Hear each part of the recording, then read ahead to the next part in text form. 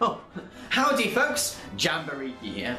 The festive season has started, but I'm not going to dive right into an animated Christmas movie just yet. Now, in this episode we're going to look at something completely different. When director Joe Dante, the man behind the Gremlins franchise, saw Space Jam, he thought, you know what, I can do a better job. I can capture the Looney Tunes personalities perfectly. Luckily, in 2003, he was given the chance to make his own Looney Tunes film.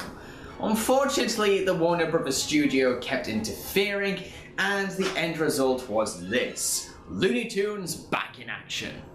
Is it any good? Well, let's find out. Looney Tunes Back in Action is a part live-action, part animated action comedy. It follows Bugs Bunny, Daffy Duck, the Vice President of Comedy Kate Horton, and a security guard called DJ Drake, as they go on a journey to retrieve the mystical Blue Monkey Diamond. Meanwhile, the Acme Corporation's chairman wants the Blue Monkey Diamond too, and has Drake's super spy father captive. Our heroes must travel the world as they encounter other Looney Tunes characters in a quest to rescue Drake's dad and collect the magical Blue Monkey Diamond. There's only one word to describe this movie. Meh. Scratch that, the word I'd use to describe this film would be meh. One problem with this movie is that the Looney Tunes characters have been placed in a generic story and share the screen with some very boring live-action characters. If you're going to take some successful animated characters out of their environment, then you need to put them in an equally interesting world inhabited by fun or likable characters. Otherwise, there's no point of moving their setting. There's nothing special or unique about the film's narrative. It's more of a holiday travelogue than a Looney Tunes cartoon. I can't think of anything to praise or compliment about the story. It doesn't have many original or clever ideas, it doesn't give any twists on its genre, and it doesn't create any fresh satire on Hollywood culture. However, despite its unoriginality, it's not the worst movie I've seen. There's some decent cameos from recognizable celebrities and fictional characters that are fun to spot. The Looney Tunes characters are consistent with the original shorts they derive from, each Looney Tune gets their chance in the spotlight to showcase their distinct personalities, and there's also a fantastic chase sequence between Bugs, Daffy and Elmer Fudd in an art gallery. As the characters jump through paintings, their animation's art style changes to adapt to the painted environment. It's a well-animated and very funny sequence that I believe is the highlight of the movie. In addition, the film's action sequences are also pretty well put together and can sometimes be exciting to watch thanks to the choreography of the animated fights or set pieces. Despite the positive qualities I've just mentioned, there's nothing else that's good about this movie. It can get tediously boring at times, and the film's sense of humour is often less like a Looney Tunes short and more like a CBBC show.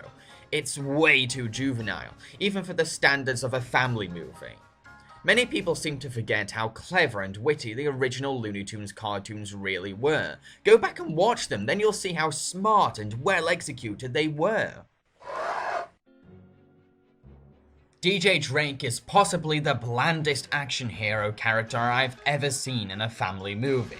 He's got barely any personality, no amusing character traits, no wit and no charisma. I can't really go into much detail about him because there's nothing really to him.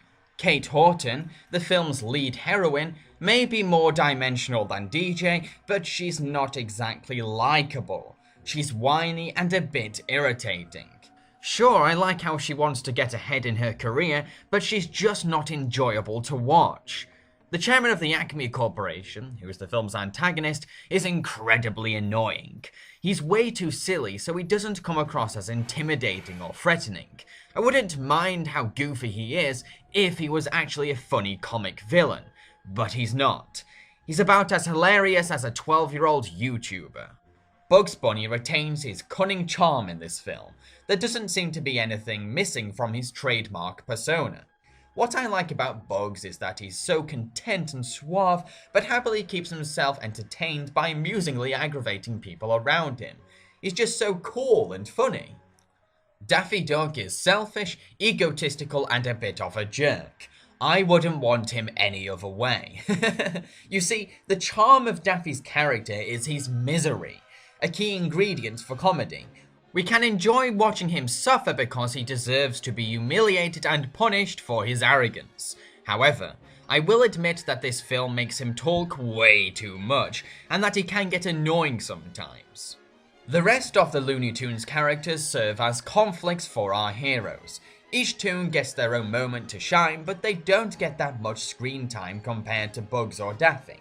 So, if your favourite Looney Tunes character is Foghorn Leghorn, Yosemite Sam, Pepe Le Pew or Tasmanian Devil, then you may be disappointed because they only get short cameos in this movie. Despite this, it's still good to see these beloved cartoon characters being themselves, even if they only appear for 1 or 2 scenes. The animation for this movie was directed by the iconic animator Eric Goldberg, the legendary artist who supervised the renowned character animation for Genie in Aladdin. Goldberg's distinct animation style really shines within the animation for every Looney Tune. He gives every character plenty of energy and personality. The film's animation is fluid, bouncy, and very pleasing to the eye. If I was to criticize it, I would have to say that the animated characters can get a bit too hyperactive in some scenes. Sure, these characters are known for their over-the-top energy, but they are capable of pausing and taking breaks from their own antics. Pauses are a key ingredient to creating animated comedy, and it's clear that Goldberg wanted to keep the tunes active. This is a problem because I often found the Looney Tunes characters to be exhausting to watch because they're constantly moving, bouncing, or doing something wacky. This holds back potential timed comedy and can make the animation come across as obnoxious from time to time. Brendan Fraser plays DJ Drake. He doesn't really bring much to his character, and it doesn't help that DJ has as much personality as a plank of wood. This is possibly Fraser's weakest on-screen performance I've seen yet. He doesn't have enough energy or charisma to keep our attention or interest. Fraser also provides the voice of the Tasmanian Devil. It's a decent impression, but his take on the character is nothing to shout about. Jenna Elfman plays Kate Horton, DJ's love interest. Elfman does an okay job. She's not outstanding or impressive, but unlike the rest of the live-action cast, she doesn't underact or overact. Her performance is passable, I guess. Comedian Steve Martin plays the evil chairman of Acme. Now, I love Steve Martin, particularly for his performances in many Carl Reiner and Frank Oz movies. However, Martin is a bit too over the top in this movie. He chews the scenery, barks his lines, and does these bizarre body mannerisms that are more awkward than funny. While this is a Looney Tunes movie, one must remember that it can be difficult to translate wacky cartoon acting to live-action human acting. What works in an animation may not work in front of a camera. So, what about the rest of the Looney Tunes characters? How's the voice acting for them? Well, Joe Alasky voices Bugs Bunny, Daffy Duck, Sylvester, and a few others. Jeff Bennett voices Yosemite Sam and Foghorn Leghorn. Puppeteer Bruce Lanoil plays Pepe Le Pew. Futurama's Billy West voices Elmer Fudd. Animator Eric Goldberg voices Tweety, Marvin the Martian, and Speedy Gonzales. The iconic June Foray reprises her role as Granny, and Bob Bergen provides the voice of Porky Pig. Now, of course, June Foray is excellent as usual in the role of Granny because she manages to perfectly capture the right level of sweetness for the character. But I can't say that many of these actors surpass Mel Blanc's original performances from the Looney Tunes shorts because, well, it's Mel Blanc. You can't do better than him. He invented these characters and redefined the art of voice acting.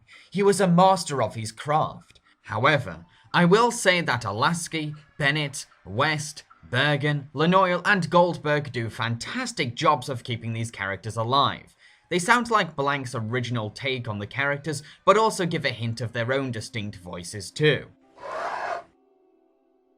The film's original score was made by composer Jerry Goldsmith, a hyper-talented music maker whose credits include scores for such films as Gremlins, The Omen, Disney's Mulan, The Secret of NIMH, Poltergeist, First Blood, and many of the Star Trek films. He's a major figure in America's film music industry. Goldsmith's soundtrack sadly doesn't have any memorable or standout pieces, but it does a decent job by adapting itself to the moods and tones of what's going on. It's wacky, goofy, exciting, and very well put together, but it's nothing to shout about, and I can't exactly rank it next to Goldsmith's more iconic compositions. It's unfortunate that Goldsmith's last feature-length music score wasn't one of his best efforts, because he was a very skilled composer who really left a mark on Hollywood.